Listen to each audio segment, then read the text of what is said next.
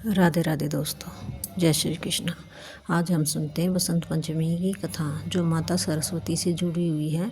माता सरस्वती जो विद्या की देवी, संगीत की देवी है, उनको बारंबार नमस्कार। आइए सुनते हैं बसंत पंचमी की कथा।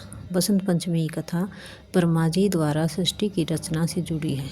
जब उन्हें संसार नीरस लगा तो उन्होंने अपने कमंडल से जल छिड़का और देवी सरस्वती प्रकट हुई। कृष्ण ने उन्हें वरदान दिया और तभी से यह दिन विद्या, बुद्धि और कला की देवी सरस्वती के अवतरण के रूप में मनाया जाता है, जिसमें पीले वस्त्र पहनकर उनकी पूजा की जाती है और पीले भोजन का प्रसाद बांटा जाता है। बसंत पंचमी की पौराणिक कथा।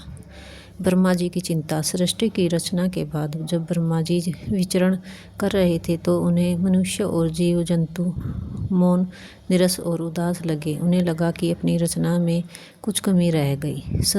तब उन्होंने सरस्वती का अवतरण किया। इसकी कमी को पूरा करने के लिए ब्रह्मा जी ने अपने कमंडल से जल छिड़का, जिससे एक तेजस्वी ज्योतिपुंज से एक देवी प्रकट हुई। उनके एक हाथ में वीणा, दूसरे में पुस्तक और मुख पर मंद मुस्कान थी। वीणा का नाद। ब्रह्मा जी ने देवी से वीणा बजाने का आग्रह किया। जब देवी ने वीणा बजाई तो संसार में संगीत, कला और ज्ञान का संचार हुआ। पशु, पक्षी, मनुष्य और नदियों में बोलने लगी, जिसमें संसार में चेतना और आनंद आ गया। इससे प्रसन्न होकर भगवान कृष्ण ने सरस्वती को वरदान दिया। श्री कृष्ण का वरदान। ब्रह्मा जी ने प्रसन्न होकर देवी को सरस्वती नाम दिया और वरदान दिया कि आज से तुम्हारी पूजा सभी करेंगे। इस दिन कृष्ण ने सभी सरस्वती से प्रसन्न होकर उन्हें वरदान दिया कि बसंत पंचमी पर तुम्हारी ही आराधना होगी और तभी से यह दिन माँ सरस्वती के जन्मदिन के रूप में माना जाता है।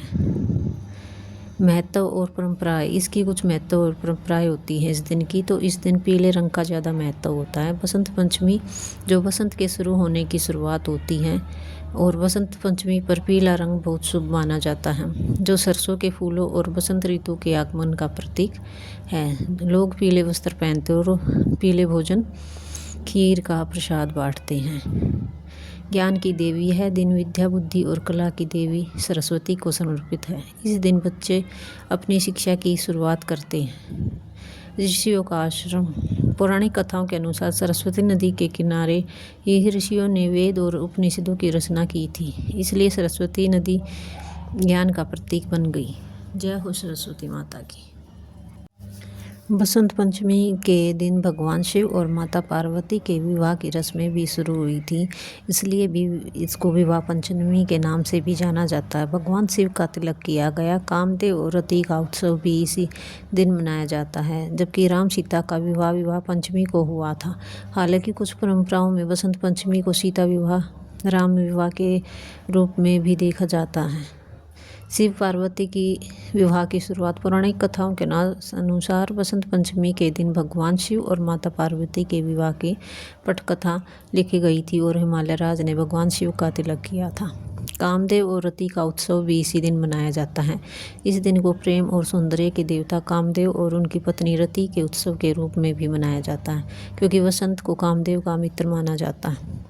राम सीता विवाह। कुछ क्षेत्रों, विशेषकर मिथिला और नेपाल में बसंत पंचमी को विवाह पंचमी के रूप में मनाया जाता है, जिस दिन अयोध्या के राजकुमार राम और जनकपुर की राजकुमारी सीता का विवाह हुआ था।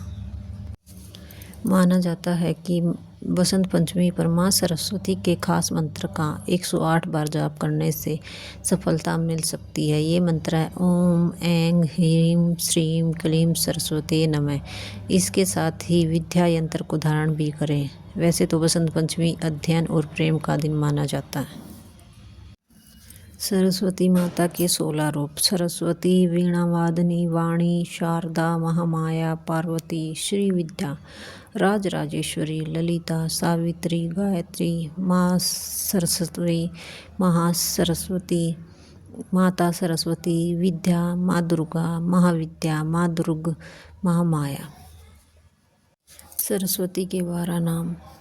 भारती, सरस्वती, शारदा, हंसवाहिनी, जगदख्याति, वाणीश्वरी, कुमारी, ब्रह्मचारिणी, बुद्धिदात्री, वरदायिनी, क्षुद्रघंटा और भुवनेश्वरी।